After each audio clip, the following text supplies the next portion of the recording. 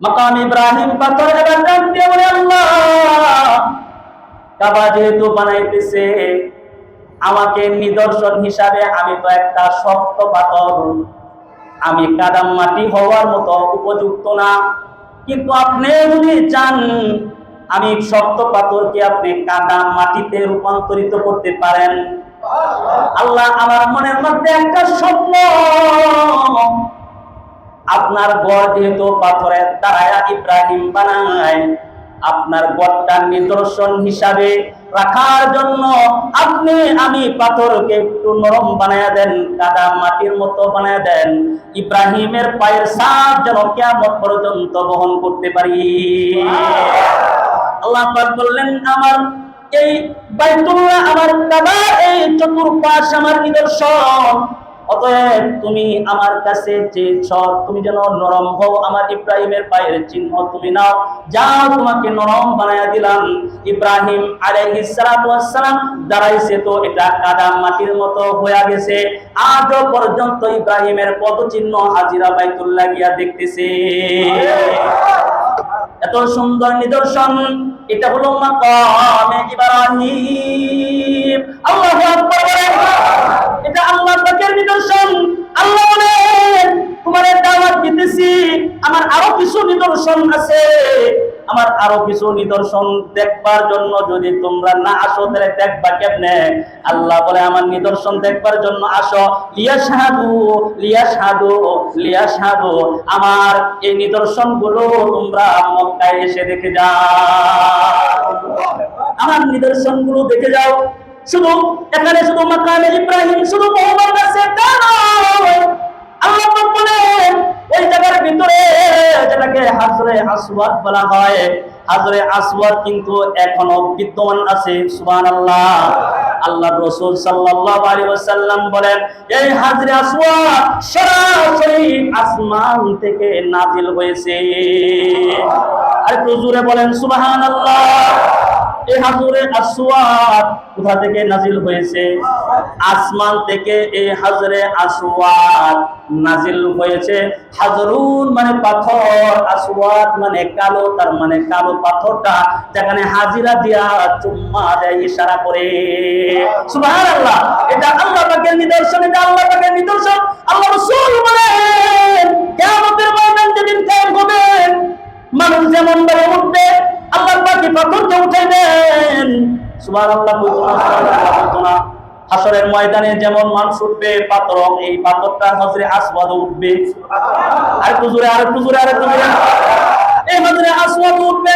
আল্লাহ রাসূল আলাইহিস সালাতু ওয়াস সালাম বলেন, হাসরের ময়দানে আল্লাহ পাক এই হজরে আসওয়াদকে দুইটা চক্ষু দান করবেন। সুবহানাল্লাহ। দুইটা চক্ষু দিবেন। আল্লাহর রাসূল বলেন, শুধু চক্ষু দিবে বিষয়টা এরকম নাই, তাকে একটা কথা বলার জিহ্বাও দান করবেন। সুবহানাল্লাহ। সে ওই চক্ষু দিয়া সে দেখবে আর জবান দিয়া সে কথা বলবে। আল্লাহর রাসূল বলেন না, কিয়ামতের ময়দানে এই পাথরটা যে হাজিরা থেকে চুম্বন করেছে ঈমানের সাথে, যারা ইখলাসের সাথে এই পাথরে চুম্বন করেছে, এই পাথরকে যারা ইশারা দিয়েছে, এই কাবা শরীফকে কেন্দ্র করে আল্লাহ তাআলা হজকে ফরজ করছেন, যেটা খালি মক্কা শরীফ গেলেই হজ হয়ে যেত না, কাবা তাওয়াফ করতে হইব। ওই ঘরটাকে কেন্দ্র করে আল্লাহ তাআলা ফরজ করছেন। এই কাবার কিছু বৈশিষ্ট্য আছে, আল্লাহ তাআলা সেই কাবার কিছু বৈশিষ্ট্য গুণের কথা আল্লাহ তাআলা কোরআনের হাকিমের মধ্যে তুলে ধরছেন। আল্লাহ তাআলা বলেন, ইন্না আউওয়ালা বাইতি, আল্লাহ তাআলা বলেন নিশ্চয় এই পৃথিবীর জমিনের মধ্যে এটাই প্রথম ঘর। এটা কাবার একটা বৈশিষ্ট্য, এটা পৃথিবীর জমিনের মধ্যে প্রথম একটা ঘর, এটা পবিত্র ঘর। বুদিআ লিন-নাস, এই ঘরটা শুধু আমি আল্লাহ মানুষের জন্যই বানাইছি। কার জন্য বানাইছেন? এই ঘরটা আমি আল্লাহ তাআলা মানুষের জন্য বানাইছি। লাল্লাযী বিবাক্কাতা, আর এই ঘরটা শুধু মক্কায় অবস্থিত, অন্য কোথাও গেলে হজ আদায় হবে না। মক্কায় যে জায়গায় ঘরটা আছে ওই ঘরটা পর্যন্ত যাইতে হইব। সুবহানাল্লাহ। তাহলে ঘরটা কোন জায়গায় অবস্থিত? মক্কায় অবস্থিত। বিবাদকে মুবারাকাও, আল্লাহ তাআলা বলেন এটা, এই ঘরটা হলো বরকতের খাজানা। ঘরটা বরকতের খাজানা করে দিয়েছেন। তাহলে এই ঘরের মধ্যে যারা প্রবেশ করবে আল্লাহ পাক তাদেরকে বরকত দিয়ে ভরপুর বানিয়ে দিবেন। বহুদাল আল্লাহ তাআলা বলেন এটা হেদায়েতের কেন্দ্র, এখানে আসলে মানুষ হেদায়েত হয়ে যায়। তাহলে বিবাদকে মুবারাকা ওয়া হুদাল লিল আলামিন, এটা সমস্ত মানুষের জন্য বরকতের খাজানা, হেদায়েতের খাজানা, হেদায়েতের কেন্দ্র, বরকতের কেন্দ্র। সুবহানাল্লাহ। এটা হলো কাবার বৈশিষ্ট্য। কাবার এক নাম্বার বৈশিষ্ট্য হলো এটা আল্লাহ তাআলা ঘর, এটা পৃথিবীর জমিনের প্রথম ঘর। 2 নাম্বার, এই ঘরটা শুধু মানুষের জন্য বানানো হয়েছে। 3 নাম্বার, এই ঘরটা শুধু মক্কায় অবস্থিত। 4 নাম্বার, এই ঘরটা বরকতের কেন্দ্র, বরকতের খাজানা। 5 নাম্বার, এটা হেদায়েতের কেন্দ্র। 6 নাম্বার, এখানে অসংখ্য নিদর্শন রয়েছে। 7 নাম্বার, আল্লাহ পাক বলেন এটা ইব্রাহিমের পদচিহ্ন আছে। 8 নাম্বার, যে ঢুকে সে আল্লাহ পাকের পক্ষ থেকে নিরাপদ হয়ে যায়। ইন্না আউওয়ালা বাইতিন বুনিয়া লিন-নাস লাল্লাযী বিবাক্কাতা মুবারাকান ওয়া হুদাল লিল-আলামিন ফীহি আয়াতুন বাইয়িনাত, ফীহি আয়াতুন বাইয়িনাত। আল্লাহ পাক বলেন তোমরা এখানে এসে দেখো আমার অসংখ্য নিদর্শন রয়েছে। অসংখ্য নিদর্শন এই জায়গায় আছে। ফীহি আয়াতুম বাইয়িনাতুম মাকামু ইব্রাহিম, এখানে হযরত ইব্রাহিমের পদচিহ্ন সমূহ রয়েছে। ইব্রাহিম আলাইহিস সালাতু ওয়াস সালাম যে পাথর দিয়ে তিনি কাবা নির্মাণ করেছিলেন, সেই পাথরের উপরে হযরত ইব্রাহিমের পদচিহ্ন এখনো বিদ্যমান আছে। সুবহানাল্লাহ। এই পদচিহ্ন এখনো কিভাবে বিদ্যমান রইল? আল্লাহ তাআলা বলেন وَإِذْ يَرْفَعُ إِبْرَاهِيمُ الْقَوَاعِدَ مِنَ الْبَيْتِ وَإِسْمَاعِيلُ رَبَّنَا تَقَبَّلْ مِنَّا إِنَّكَ أَنْتَ السَّمِيعُ الْعَلِيمُ وَإِذْ يَرْفَعُ إِبْرَاهِيمُ الْقَوَاعِدَ مِنَ الْبَيْتِ وَإِسْمَاعِيلُ, আল্লাহ বলেন ইব্রাহিম এবং ইসমাঈল যখন তারা কাবার ভিত্তি স্থাপন করতেছিল, কাবার ভিত্তি স্থাপন করতেছিল, কাজ করতেছিল, কাজ করা অবস্থায় হযরত ইসমাঈল আলাইহিস সালাতু ওয়াস সালাম বাবার কাজে সহযোগিতা করতেছেন। এইভাবে সন্তান মাকামে ইব্রাহিম এটা তাইনা বাবার সামনে নিয়ে আসে পাথরটা। বাবা পাথরে দাঁড়ায়া দাঁড়ায়া আল্লাহর কাবা নির্মাণ করতেছে। সন্তান কাবার এই যে মাকামে ইব্রাহিম পাথর, এটা বাবার কাছে নিয়ে আসতেছে, বাবাকে কাজের সহযোগিতা করতেছে, আর বাবা কাবার ভিত্তি স্থাপন করতেছে। সুবহানাল্লাহ। এইভাবে যখন একজন আরেকজনকে সহযোগিতা করতেছে, কাবার ভিত্তিও যখন স্থাপন হইতেছে, কাবা যখন ভিত্তি যখন এটা উঁচু হয়ে গেছে, তখনই ইব্রাহিম এবং ইসমাঈল তারা দুইজনে দোয়া করেন রব্বানা তাকাব্বাল মিন্না ইন্নাকা আনতাস সামিউল আলিম। আল্লাহ তাআলার কাছে ডাক দিয়া বলে রব্বানা তাকাব্বাল মিন্না, হে আমার রব আপনি আমাদের পক্ষ থেকে আমাদের এই ঘরটাকে আপনি কবুল করেন। ইন্নাকা আনতাস সামিউল আলিম, আপনি সব কিছু শুনেন, আপনি সব কিছু জানেন। সুবহানাল্লাহ। কাবায় বানায় ভিত্তি স্থাপন করে এমন অবস্থায় দোয়া করছেন, আল্লাহ তাআলা বলছেন যাও তোমার দোয়া কবুল। দোয়া কবুল করে নিছে। এটার নাম হচ্ছে মাকামে ইব্রাহিম। যে জায়গায় দাঁড়ায়া হযরত ইব্রাহিম আলাইহিস সালাতু ওয়াস সালাম আল্লাহ কাবা নির্মাণ করেছিলেন, সেই পাথরটাকে বলা হয় মাকাম ইব্রাহিম। সুবহানাল্লাহ। কাবা বানানো শেষ হয়ে গেল, আল্লাহ পাকের কাছে মাকাম ইব্রাহিম পাথর ডাক দিয়ে বলে, আল্লাহ আমার দ্বারাই বাইতুল্লাহ নির্মাণ হচ্ছে, মানে আপনার বন্ধু খলিলুল্লাহ আমার পাথরের উপরে দাঁড়ায়া দাঁড়ায়া আপনার বাইতুল্লাহ নির্মাণ করতেছি। আল্লাহ আমি আপনার কাছে একটা আরজি পেশ করতেছি, আল্লাহ আপনি কি আমার আরজিটা কি কবুল করবেন? মাকাম ইব্রাহিম পাথর এবার ডাক দিয়ে বলে, আল্লাহ কাবা যেহেতু বানাইতেছে, আমাকে নিদর্শন হিসাবে আমি তো একটা শক্ত পাথর, আমি কাদাম মাটি হওয়ার মতো উপযুক্ত না, কিন্তু আপনি যদি চান আমি শক্ত পাথরকে আপনি কাদাম মাটিতে রূপান্তরিত করতে পারেন। আল্লাহ আমার মনের মধ্যে একটা স্বপ্ন, আপনার গড় যেহেতু পাথরের দ্বারা ইব্রাহিম বানায়, আপনার গড়টার নিদর্শন হিসাবে রাখার জন্য আপনি আমি পাথরকে একটু নরম বানায়া দেন, কাদা মাটির মতো বানায়া দেন, ইব্রাহিমের পায়ের ছাপ যেন কিয়ামত পর্যন্ত বহন করতে পারি। আল্লাহ পাক বললেন, আমার এই বাইতুল্লাহ আমার কাবা, এই চতুর্পাশ আমার নিদর্শন, অতএব তুমি আমার কাছে চেয়েছ তুমি যেন নরম হও, আমার ইব্রাহিমের পায়ের চিহ্ন তুমি নাও, যাও তোমাকে নরম বানায়া দিলাম। ইব্রাহিম আলাইহিস সালাতু ওয়াস সালাম দাঁড়াইছে তো এটা কাদা মাটির মতো হয়ে গেছে, আজও পর্যন্ত ইব্রাহিমের পদচিহ্ন হাজিরা বাইতুল্লাহ গিয়া দেখতেছে। এত সুন্দর নিদর্শন, এটা হলো মাকামে ইব্রাহিম। আল্লাহু আকবার বলেন।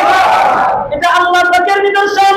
আল্লাহ বলেন তোমারে দাওয়াত দিতেছি, আমার আরো কিছু নিদর্শন আছে, আমার আরো কিছু নিদর্শন দেখবার জন্য যদি তোমরা না আসো তাহলে দেখবা কেমনে?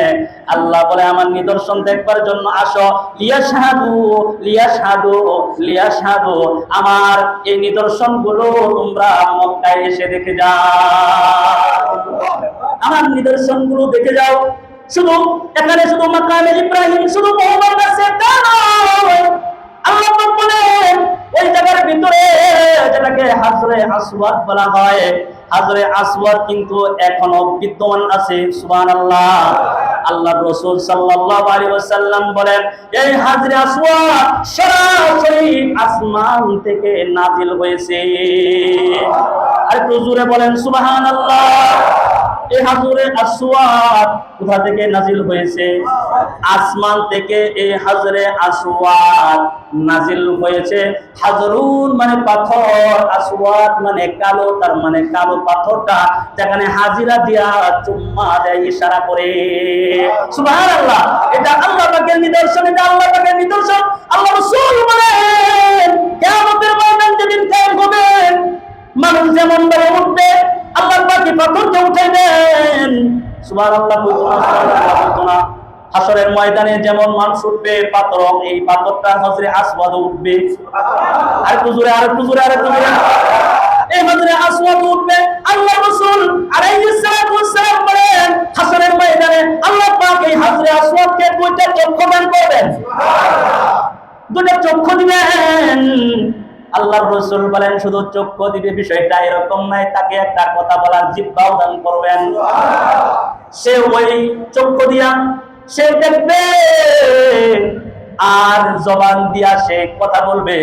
আল্লাহর রাসূল বলেন না কিয়ামতের ময়দানে এই পাথরটা যে হাজিরা থেকে চুম্বন করেছে ঈমানের সাথে, যারা ইখলাসের সাথে এই পাথরে চুম্বন করেছে, এই পাথরকে যারা ইশারা দিয়েছে আল্লাহ পাকে, আল্লাহর রাসূল বলেন এই পাথরটা সেদিন তাদের পক্ষ হয়ে আল্লাহর দরবারে সাক্ষ্য দান করবে। পাথর সাক্ষী দিবে, পাথর বলবে আল্লাহ ওই চুমা দিছিল তোমার ঘরে আয়েশা। সুবহানাল্লাহ। পাথরের জবান খুলবে, পাথরের চক্ষু খুলে যাবে। কে খুলবেন? কে? আল্লাহ চাইলে সম্ভব কি সম্ভব না? আল্লাহ চাইলে সম্ভব। সেই দিন পাথর কথা বলবে, আপনি আমার পক্ষে সাক্ষ্য দিবে। অনেক হাজিরা যায়, অনেক হাজিরা যাওয়ার পরে মানুষের ভিড়ের কারণে চুমা দিতে পারে না, কিন্তু চুমা যদি নাও দিতে পারেন, ইশারাটা করবেন, ইশারাও করবেন। আল্লাহ পাক কিয়ামতের ময়দানে, হাশরের ময়দানে এই হাজরে আসওয়াদ তার জন্য সাক্ষী হয়ে দাঁড়ায় যাবে। সবার তো পক্ষে সম্ভব না হাজরে আসওয়াদে যাইয়া চুমা, সম্ভব সম্ভব না। এজন্য আপনারা যখন বাইতুল্লাহ যান, যারা হাজী সাহেবরা গেছেন, তাদের কপাল কতই না ভালো, ওই জায়গায় গিয়ে চুমা দিচ্ছেন।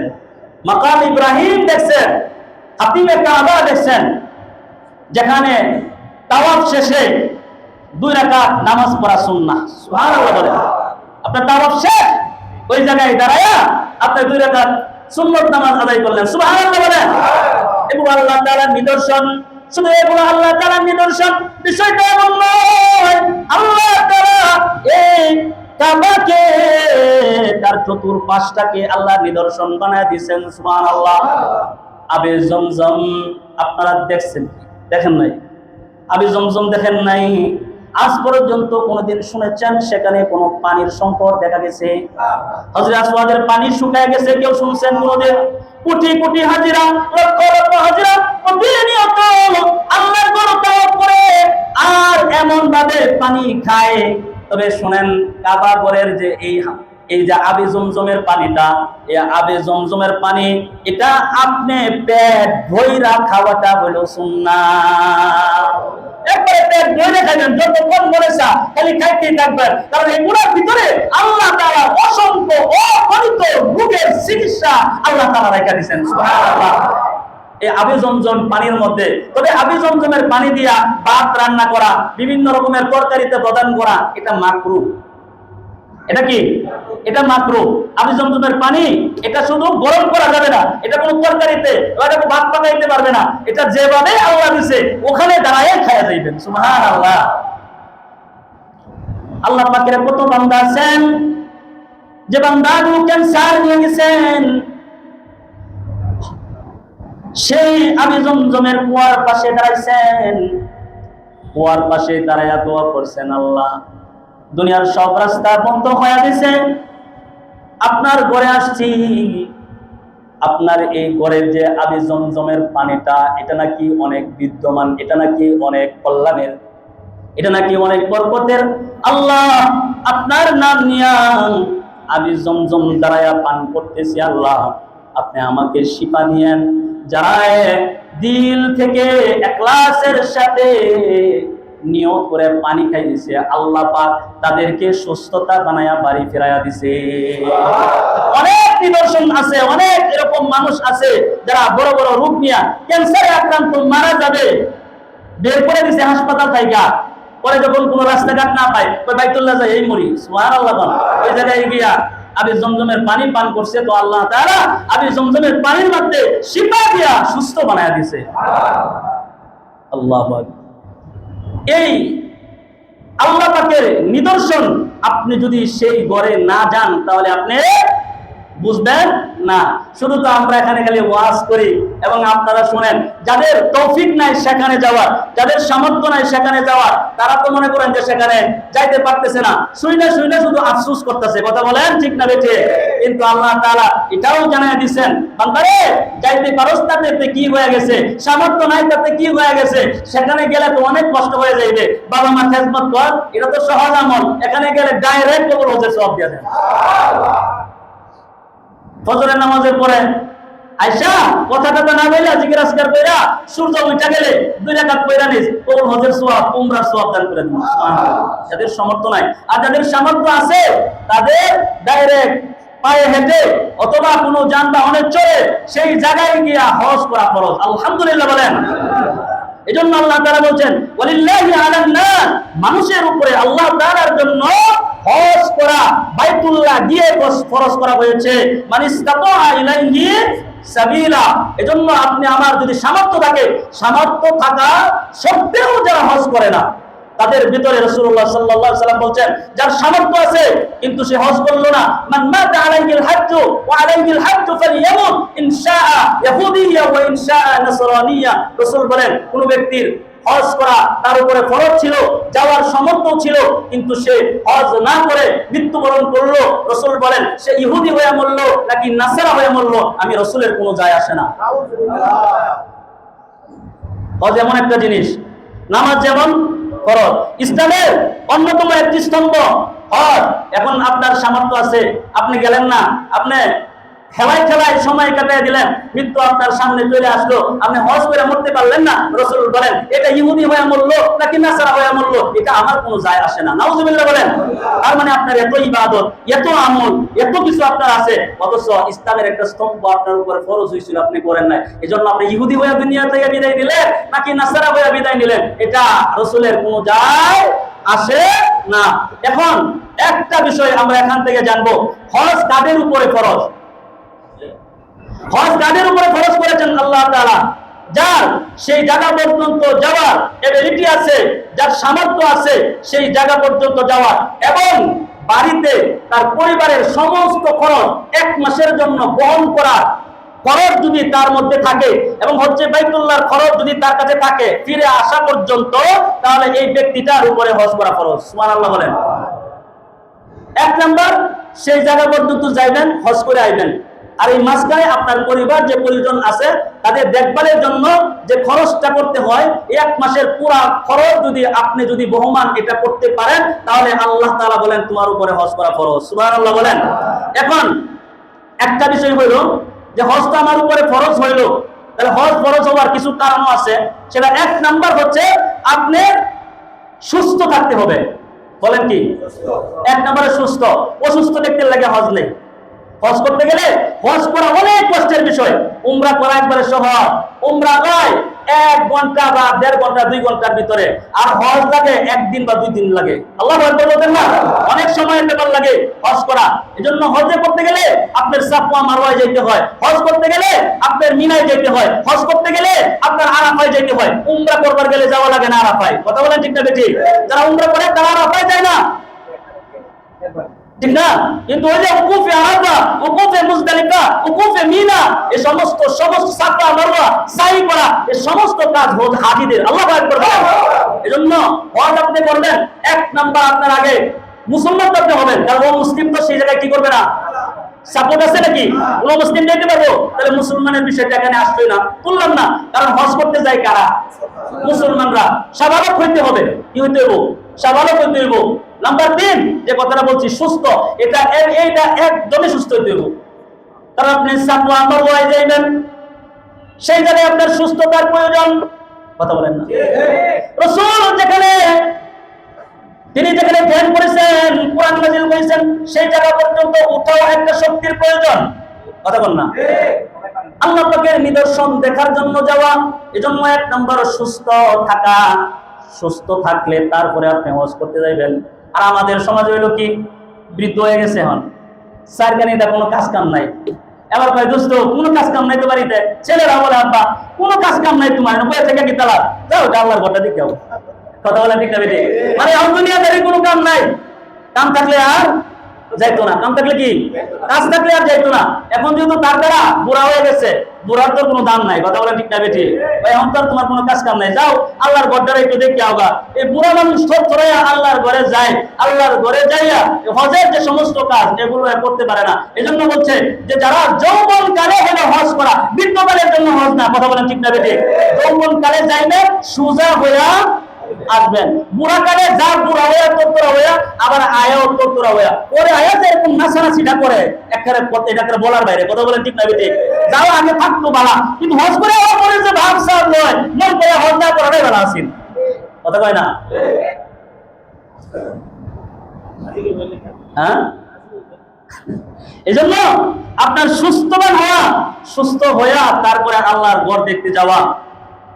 2 নম্বর, আপনার সফরটা যাতে নিরাপদ হয়, যে গন্তব্যে আপনি যাইবেন সেটা যাতে সহজ হয়। অনেক সময় অনেক বাটপার সিটার আছে না, বলে এক কথা লয়ে জায়গায় আরেক জায়গায়। হ্যাঁ, এটা সুন্দর করে ঠিক রাখা, যাতে আপনার গন্তব্য পর্যন্ত ঠিকভাবে আপনি পৌঁছতে পারেন।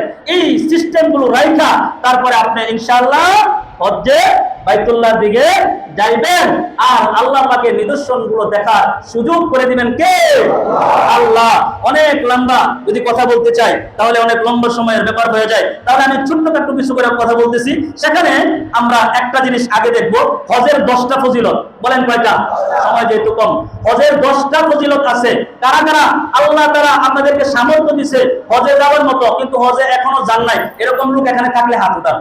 সামর্থ্য ছিল এখনো গেছেন না, লিল্লাহি তাকবীর। যাবেন তো ইনশাআল্লাহ 10টা ফজিলত আপনাদের লাগা। আর যারা গেছে তো আলহামদুলিল্লাহ, তারা যেন আবার যেতে পারে। বলেন আলহামদুলিল্লাহ, আমিন বলেন। 1 নাম্বার হজের ফজিলত, আপনি কেউ যদি হজ করে আল্লাহ পাক তার জীবনের সব গুনাহ মাফ করে দেন। রাসূল করিম সাল্লাল্লাহু আলাইহি ওয়াসাল্লাম বলেন, মান হাজ্জা লিল্লাহি ফালাম ইয়ারফুস ওয়ালাম ইয়াফসুক রাজা কায়াউমি ওয়ালাদাতু উম্মুহু। সুবহানাল্লাহ। যে ব্যক্তি আল্লাহ তাআলার জন্য হজ করবে, ফালাম ইয়ারফুস ওয়ালাম ইয়াফসুক, কোনো গুনার কাজ করলো না, রাজা সে হজ্জে বাইতুল্লাহ থেকে ফিরে আসলো, কায়াউমিন ওয়ালাদাতু উম্মুহু, রাসূল বলেন সে যেন মাত্র তার মা থেকে ভূমিষ্ঠ হইল। সুবহানাল্লাহ।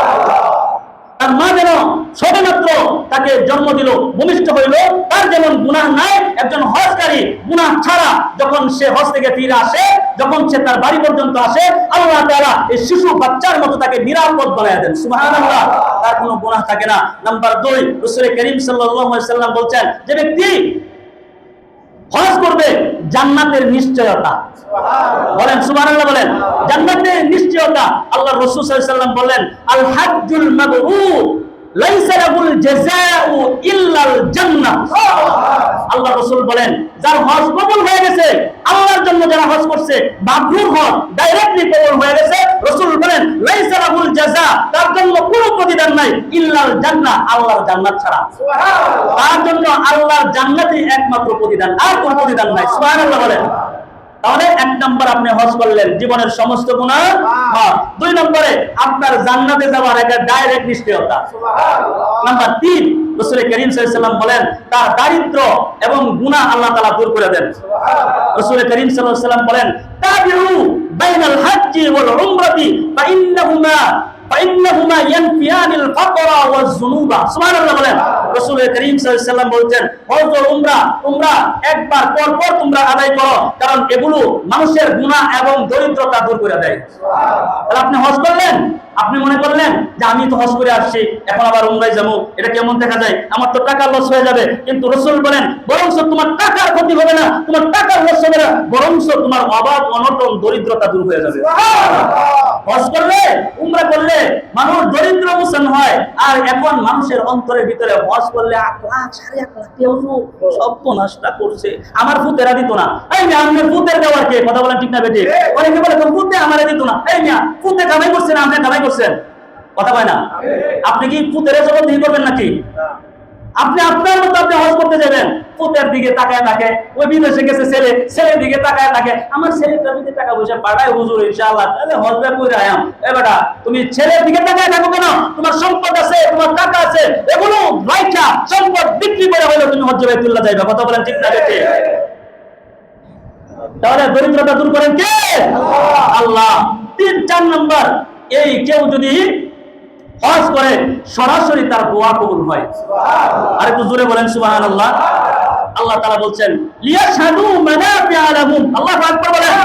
এখানে যাতে নিজের বিভিন্ন রকমের কল্যাণ উপকার আপনি যাতে দেখতে পান, এই জায়গায় যাইবেন কল্যাণ, আরাফার মধ্যে ময়দানে 9 জিলকদে দাঁড়াইবেন, হাত তুলবেন, আল্লাহ বলেন আসমানের মালিক ওই হাত কোনদিন হাজিদের খালি হাতে ফিরায় না। তাহলে সরাসরি কি 9 জিলহজ না? 9 জিলহজে আপনি দাঁড়ায় দোয়া করছেন, সাথে সাথে আপনার দোয়া কবুল হয়ে যায়। সুবহানাল্লাহ। এই হজ্জে বাইতুল্লাহ 9 জিলহজ যে দোয়াটা আরাফার ময়দানে করা হয়, আরাফার ময়দানে বাইর হইতে দেরি হয়, আল্লাহ নিষ্পাপ বানাইতে দেরি করে না। এটা সেই দোয়া, এটা ঐতিহাসিক দোয়া, আরাফার ময়দানে দোয়া। সুবহানাল্লাহ বলেন। 5 নাম্বার, যারা হজ করতে যায় তারা হচ্ছে আল্লাহ, রাসূল বলেন তারা আল্লাহর সরাসরি মেহমান। সুবহানাল্লাহ। রাসূল করিম সাল্লাল্লাহু আলাইহি ওয়াসাল্লাম বলেন, আল হুজ্জাজু ওয়াল উম্মারু ওয়াফদুল্লাহ। রাসূল বলেন হাজী এবং উমরাকারী এরা আল্লাহর মেহমান। সুবহানাল্লাহ। এদের প্রতিদান, এদের জাযা আল্লাহ তাআলা দান করবেন। সুবহানাল্লাহ। একজন মানুষ যদি হজ করার পরে আল্লাহর মেহমান হয়, আল্লাহর সম্মানের মানুষ হয়, মর্যাদাশীল হয়, নিশ্চিত তার জন্য মর্যাদার জান্নাত দাঁড়িয়ে আছে। আল্লাহু আকবার। 6 নাম্বার, কেউ যদি হজ করে, হজটা এটা বড় জিহাদের সমান। জিহাদে মানুষ অনেক কষ্ট করে, জান মাল বাড়ি গাড়ি সন্তান আদি রেখে তারপরে মানুষ জিহাদ করে, জীবন দেয়। এজন্য রাসূল করিম সাল্লাল্লাহু আলাইহি ওয়াসাল্লাম বললেন, আল হাজ্জু জিহাদু, হজ হচ্ছে বড় জিহাদ। কারণ মানুষ জিহাদে গেলে যেরকম সন্তান পরিবার পরিজন সব ছেড়ে চলে যায়, হজ্জে বাইতুল্লাহ গেলেও ইহরামের 2 টুকরা কাপড় পয়রা শুধু চলে যায়, কাপড় হয়ে যায় না। বলে মাফ করে দিও, চলে গেলে সেখানেই কবর হয়ে যাবে, মাফ করে দিও, তোমার সাথে জীবনে দেখাই তাই আর হতে নাও পারে। এজন্য আর এই জিহাদটা বড় জিহাদ, এটা মহিলাদের জন্য বেশি। সুবহানাল্লাহ বলেন। আজকে আমরা একা একা নিয়ত করি হজ্জে বাইতুল্লাহ যাবো, উমরা করবো, একলা একলা নিয়ত করেন। উমরা একলা একলা নিয়ত করেন না, আপনার একটা জনম দুঃখিনী মা ঘরের ভিতরে আছে, মাঝে মাঝে যদি আপনার তৌফিক হয় মারে লইয়া একটু উমরা করতে যায়। সুবহানাল্লাহ কইতেন না? মারে লইয়া যায়। অনেক হাজিদেরকে দেখা যায়, আরে মারে কাঁধে লইয়া লইয়া তাওয়াফ করে। সুবহানাল্লাহ কইতেন না? মারে লইয়া তাওয়াফ করে। যদি আপনি সামর্থ্য হয় মারে লইয়া যায়েন, আল্লাহর ঘরটা দেখায়েন। আমার আম্মা কইছিল, বাজান যাওয়ার বড় শখ, দেখার বড় শখ, যদি মালিক দেখায় ইনশাআল্লাহ দেখবো। আমি বলছিলাম যদি দেখার ইচ্ছা যেহেতু হয়েছে, হয়তো আল্লাহ তাআলা দেখাইতেও পারে। সকলে বলেন আমিন। আল্লাহ তাআলা যেন মাকে নিয়ে হজে যাওয়ার তৌফিক দান করে, বলেন আমিন। মারে লইয়া যাইবেন। অনেকেই তো পুরা পরিবার সন্তান বউ বাচ্চা লইয়া যান, মারে মাইনাস করেন। মা জীবিত আছে, বউ বাচ্চার লগে মারে একটু ক্লাস করেন যে আমার আম্মাটাও আছে, ওই জায়গায় ডাইরেক্ট দোয়া কবুল হয়। মা যদি খাতিবের সামনে ওই বাইতুল্লাহ চৌকাতে দইরা যদি দোয়া করে, মালিক আমার সন্তান আমারই আনছে, মালিক ও মালিক আমার সন্তানকে তুমি দেখো, এই দোয়াটা যদি বের করতে পারেন, আমি আল্লাহ কসম করে বলছি কিয়ামত পর্যন্ত আপনার রিজিকের কোনো সমস্যা হবে না। আপনার নেক হায়াত আপনার বৃদ্ধি হবে, আল্লাহ তাআলা আপনাকে সুস্থতার হায়াত দান করবেন, দুনিয়াতে আপনাকে সম্মানের হায়াত দান করবেন। যদি মারে লইয়া যদি একবার যাইতে পারেন, আমরা তো মারে লইয়া যাইতে পারি নাই, বাবা তাদের মা আছে, মারে লইয়া একটু যায়েন। যারা মারে হারাইছেন এখানে যদি কারো মা থাকে, বিশেষ করে আমি তাদেরকে বলবো হজ্জে বাইতুল্লাহর নিয়ত যদি করেই থাকেন, যদি বাপ মার সাথে অন্যায় করেই থাকেন, তাহলে মাফটা লইয়া যায়েন। মাফ না লইয়া গিয়ে হজ্জে বাইতুল্লাহ করে আইবেন, আপনার এই ওয়াজ আল্লাহর দরবারে কবুল হবে না। বড় কবুল তো ছিল তোমার মা, তোমার মারেই তুমি অপমান করছো, অপদস্থ করছো। বড় হজের তালা মাইরা ছোট হজ করবা যাইতেছো, এটা কোনো লাভ হবে না। আল্লাহ তাআলা বলছেন, আমার ইবাদতের পরে যার স্থান, যার গোলামি করবা, যার ইত্তেবা করবা, সেটা তোমার বাপ মা। সুবহানাল্লাহ। আমার গোলামির পরে হলো যার স্থান তোমার আব্বা আম্মা। এজন্য আব্বা আম্মারে নিয়ে যাওয়ার চেষ্টা করব তো ইনশাআল্লাহ। তাহলে হাজিরা কার মেহমান?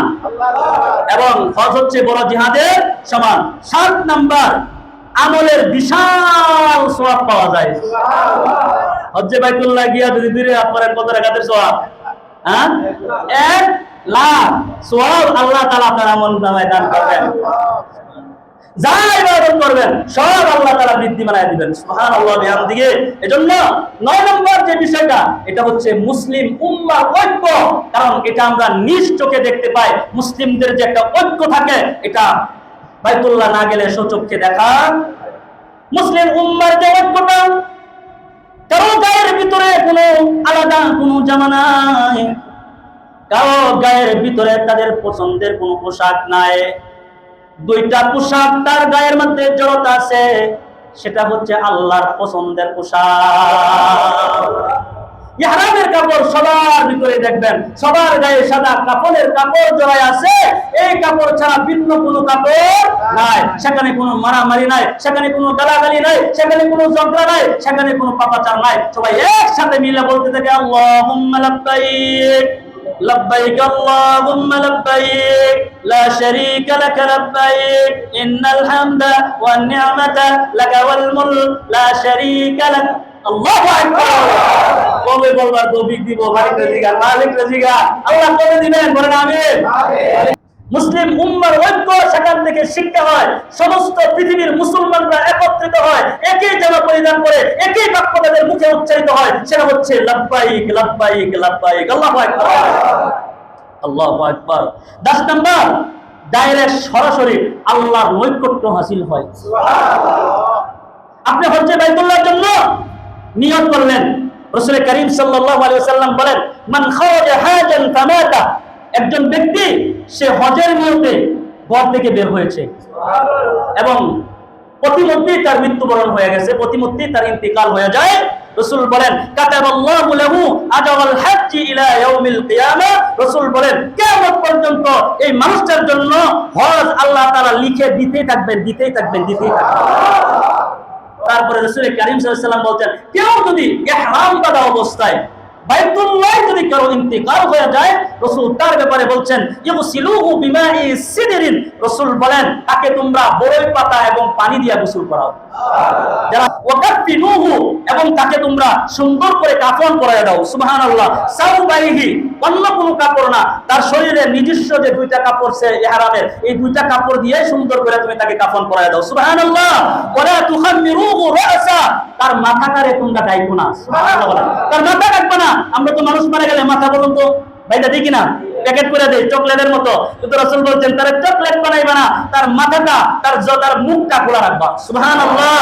ফাইন্নাহু ইউবআসু ইয়াউমাল কিয়ামাতি মুলাব্বিয়া, রাসূল করিম সাল্লাল্লাহু আলাইহি ওয়াসাল্লাম বলছেন সে কিয়ামতের ময়দানে উঠবে তালবিয়া পড়তে পড়তে আল্লাহর সামনে দাঁড়াবে।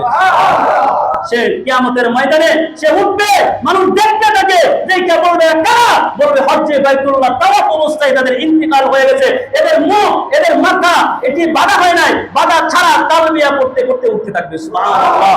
তাহলে আপনার যদি সেখানে ইন্তিকাল হয়, তাহলে নির্ঘাত যে হাদিস থেকে বোঝা যাইতেছে লাব্বাইক, আল্লাহরে যখন বলে আল্লাহ আমি হাজির আছি, আমি হাজির আছি, আমার লাব্বাইক আপনি কবুল করেন, আমার উপস্থিত আপনি কবুল করেন, হাসরের ময়দানে লাব্বাইক আল্লাহর নাম নিয়ে যে ব্যক্তি উঠবে, আল্লাহ তার সম্মানের পুরস্কার দান করবেন।